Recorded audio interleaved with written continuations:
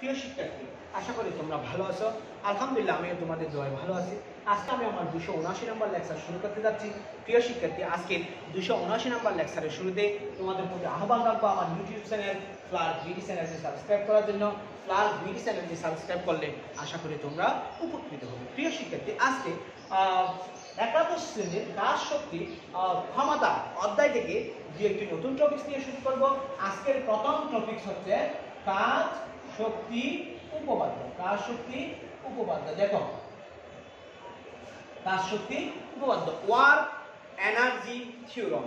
আমরা জানি যে বল দ্বারা কোনো বস্তুর উপর সম্পন্ন কাজ, বল দ্বারা কোনো বস্তুর উপর সম্পন্ন কাজ এর গতিশক্তির পরিবর্তনে সমান। অর্থাৎ আমরা জানি যে গতিশক্তির পরিবর্তনই হলো মূলত কাজ। গতিশক্তির পরিবর্তনই হলো মূলত কি কাজ। কোনো বস্তুর উপর ক্রিয়ারত লব্ধি বল, কোনো বস্তুর উপর ক্রিয়ারত লব্ধি বল কর্তৃক কৃত কাজ হচ্ছে বস্তুটির গতিশক্তি পরিবর্তনে সমান। কোনো বস্তুর উপর ক্রিয়ারত লব্ধি বল কর্তৃক কৃত কাজ হচ্ছে বস্তুটির গতিশক্তি পরিবর্তনের সমান।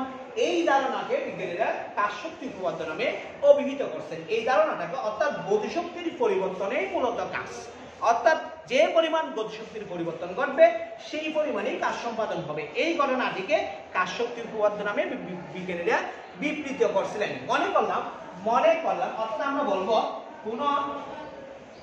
কোন বস্তুর গতিশক্তির পরিবর্তনই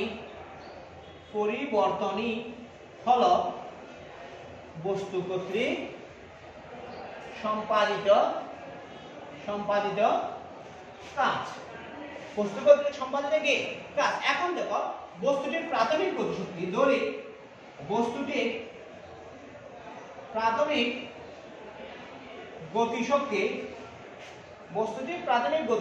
ক্যানট। বস্তুটির প্রাথমিক গতিশক্তি কি মনে করলাম ক্যানট, এবং চূড়ান্ত গতিশক্তি মনে করলাম কে। বস্তুটির প্রাথমিক গতিশক্তি মনে করলাম ক্যানট এবং চূড়ান্ত গতিশক্তি কে।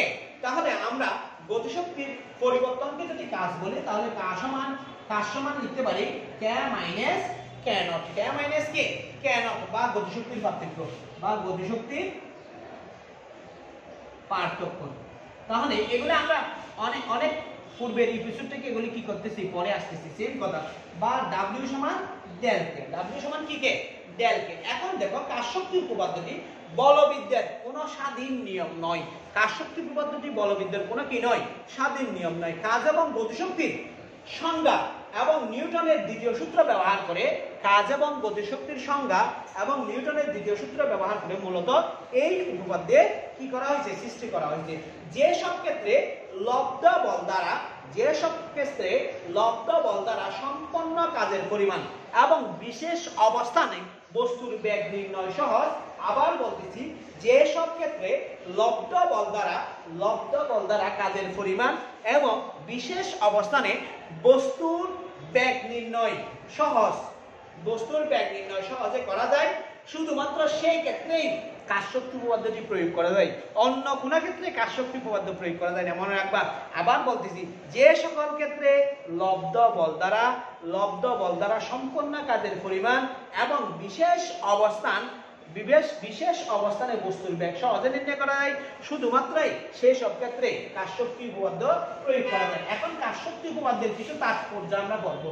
কাজ শক্তি উপপাদ্যের তাৎপর্য তবে আমাদের পড়তে হবে, প্রয়োগ করা না হলো আমাদের কি করতে হবে, পড়তে হবে। দেখো, বস্তুটির গতিশক্তি হ্রাস করলে সম্পাদিত কাজ ঋণাত্মক হয়। বস্তুর গতিশক্তি হ্রাস পেলে সম্পাদিত কাজ ঋণাত্মক হবে।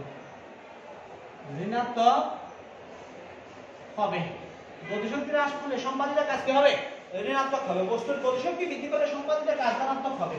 বস্তুর গতিশক্তি বৃদ্ধি পেলে সম্পাদিত কাজ ধনাত্মক হবে। এরপর দেখো 3 নাম্বার হচ্ছে, বস্তুর দ্রুতি অপরিবর্তিত থাকলে গতিশক্তির পরিবর্তন ঘটে না।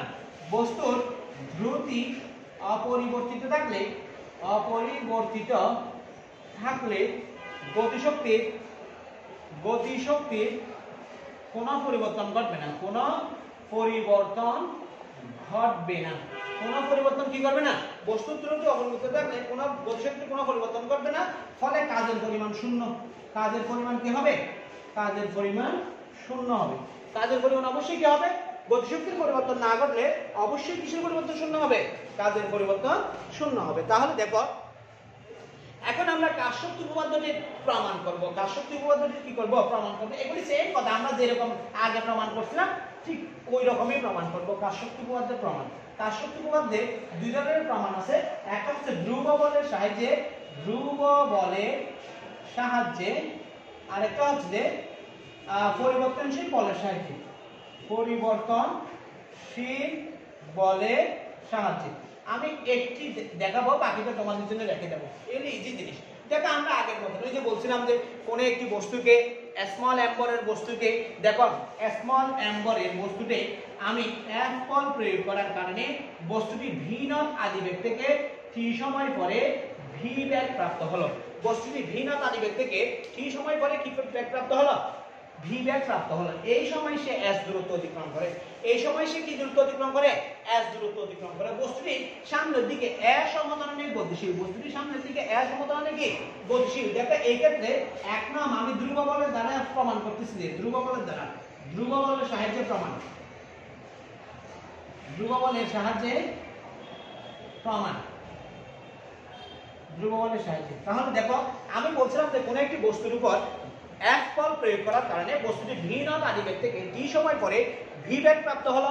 ওই সময় সে এস দূরত্ব অতিক্রম করে এবং বস্তুটি এস সমতলের সামনের দিকে গতিশীল হয়। তাহলে কৃত কাজ W সমান হবে Fs। কৃত কাজ W সমান কি হবে, Fs। এখন দেখো প্রিয় শিক্ষার্থী, আমরা জানি যে ভি স্কয়ার সমান V not square plus 2s, V not square plus কি s 2s। এখান থেকে আমরা লিখতে পারি 2s সমান V naught V square minus V not square, বা s সমান s সমান আমরা লিখতে পারি, s সমান আমরা কি লিখতে পারি, দেখো V square minus V not square by 2s, V square minus V not square by 2s। আবার দেখো আমি এটাকে 1 নং সমীকরণ দিলাম, এটাকে 2 নং সমীকরণ দিলাম। আবার আমরা জানি যে f সমান ma, এটাকে 3 নং সমীকরণ দিলাম। f সমান কি ma, এটাকে যদি আমি 3 নং সমীকরণ দিই, এখান থেকে আমরা লিখতে পারি f সমান m into v square minus v naught square by 2s, v square by v naught square minus v square minus v naught square by 2s। এটাকে কয় নং সমীকরণ দিতে পারি, 4 নং সমীকরণ দিতে পারি। এখন দেখো এই 4 নং সমীকরণ এবং 1 নং সমীকরণ থেকে আমরা কি লিখতে পারি, 4 নং সমীকরণ থেকে এবং 1 নং সমীকরণ থেকে দেখো প্রিয় শিক্ষার্থী, এখানে w সমান fs, এই w fs এর মান এখানে বসাই দেব, x sin এবং 1 ও 4 হতে পাই w সমান m v square minus v naught square by 2s into s, s চলে যাবে।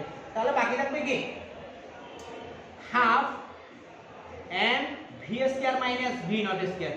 তাহলে আমরা পাচ্ছি half m v square minus half m v naught square। তাহলে পূর্বের ইকুয়েশনটা আমরা পেয়ে গেছি কিনা দেখো তো, এখানে হাফ m v square কে সমান যদি আমি k ধরি এবং half m v naught square কে যদি k naught ধরি, তাহলে আমরা লিখতে পারি w সমান k minus k naught, k minus k naught, বা w সমান del k।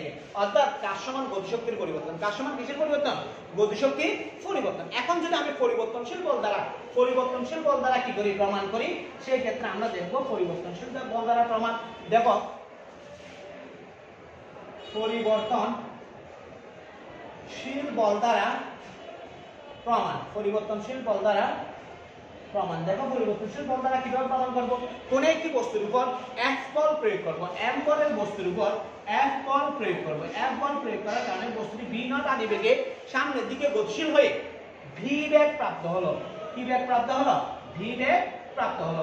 বস্তুটি যখন v বেগ প্রাপ্ত হলো তখন বস্তুটির সময় ছিল t, বস্তুটির সময় ছিল কি t। মনে করি বস্তুটি x অক্ষ বরাবর, আর যখন v নট বেগ প্রাপ্ত হলো তখন তার আদি দূরত্ব ছিল x নট এবং শেষ দূরত্ব হইছে x, শেষ দূরত্ব হইছে কি x। তাহলে টোটাল দূরত্বের পরিবর্তন হবে x minus x not, x minus p not x not. এখন দেখো প্রিয় শিক্ষার্থী, ক্ষুদ্র দূরত্ব dx পরিবর্তনের জন্য, ক্ষুদ্র দূরত্ব dx পরিবর্তনের জন্য, অর্থাৎ এখান থেকে এই dx দূরত্ব পরিবর্তন করানোর জন্য তার কৃত কাজ dw সমান আমরা লিখতে পারি f dx, f dx dx। এখন দেখো আমরা জানি যে এখানে ব্যাগের পরিবর্তন করছে, কিসের পরিবর্তন করছে? ব্যাগের পরিবর্তন করছে। ব্যাগের পরিবর্তন হচ্ছে কি, যদি পুত্র দূরত্ব পরিবর্তনের জন্য কি কাজ dw সমান f dx হয়, তাহলে পুত্র দূরত্ব পরিবর্তনের জন্য ব্যাগের পরিবর্তন হবে, পুত্র দূরত্ব পরিবর্তনের জন্য ব্যাগের পরিবর্তন হবে, বা dt সময়ে ব্যাগের পরিবর্তন dv হলে আমরা লিখতে পারি a সমান dv dt। a সমান কি লিখতে পারি? dv dt লিখতে পারি। a সমান যদি dv dt হয়, এটাকে আমি 1 নং দিলাম, এটাকে 2 নং দিলাম। আবার আমরা জানি যে f সমান ma, f সমান কি ma বা m dv dt, এটাকে আমি 3 নং সমীকরণ দিলাম, m dv dt। দেখো প্রিয় শিক্ষার্থী, যদি m বড় বস্তুর উপর যদি f পরিবর্তনশীল বল প্রয়োগ করি, তাহলে সেটি হয়ে যাবে কি f সমান m dv dt, f সমান m dv dt। এখন দেখো প্রিয় শিক্ষার্থী, আমি এই মানটা যদি দেখো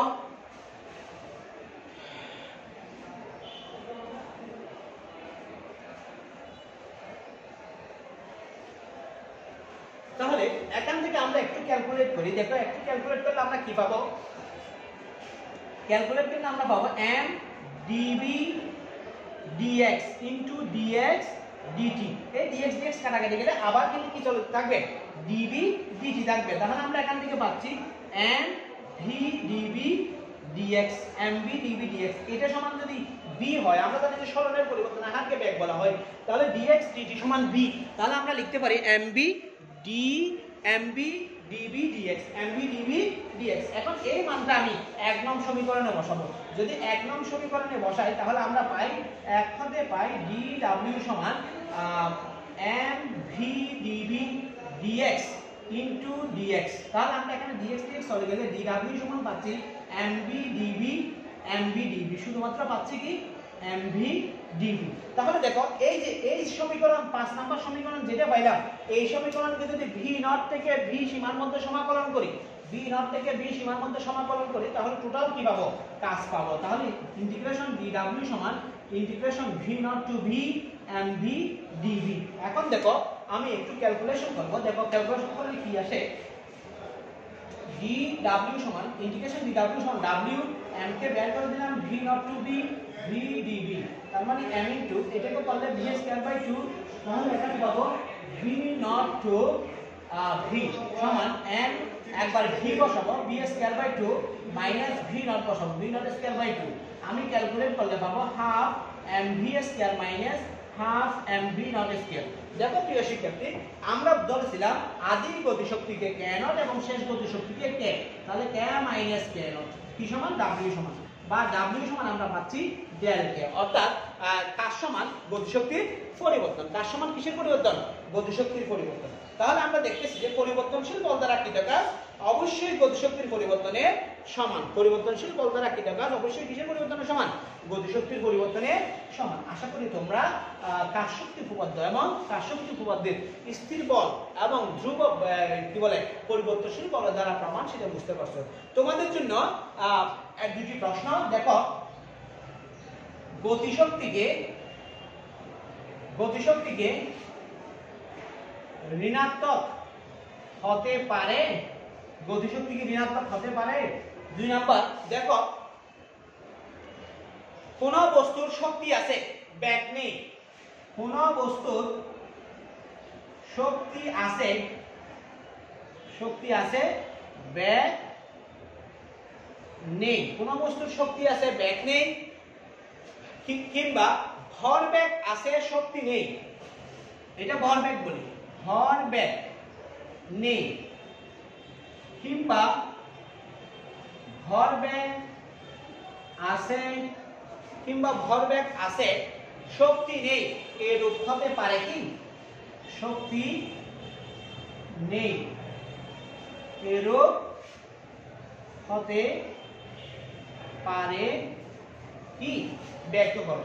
তাহলে আমি প্রথম প্রশ্নটা বললাম যে গতিশক্তি কি ঋণাত্মক হতে পারে গতিশক্তি কি ঋণাত্মক হতে পারে? তোমরা এটা সমাধান করার চেষ্টা করবা। গতিশক্তি ঋণাত্মক হতে পারে কিনা পারে না। আমরা জানি যে গতিশক্তি half mv square, E K equal half mv square, অর্থাৎ গতিশক্তি বেগের বর্গের সমানুপাতিক। তাহলে তোমরাই চিন্তা করে দেখো গতিশক্তি ঋণাত্মক হতে পারে কিনা। 2 নম্বর বলতেছে কোন বস্তুর শক্তি আছে ভরবেগ নেই, কিন্তু ভরবেগ আছে। কোন বস্তুর শক্তি আছে ভরবেগ নেই, কিংবা ভরবেগ আছে শক্তি নেই, এরকম হতে পারে কিনা তোমরা একটু চিন্তা করে দেখবা। চিন্তা করে দেখার পরে এটার সমাধান করার চেষ্টা করবা। আজকে এই পর্যন্ত, ভালো থেকো। আসসালামু আলাইকুম ওয়া রাহমাতুল্লাহি ওয়া বারাকাতুহু।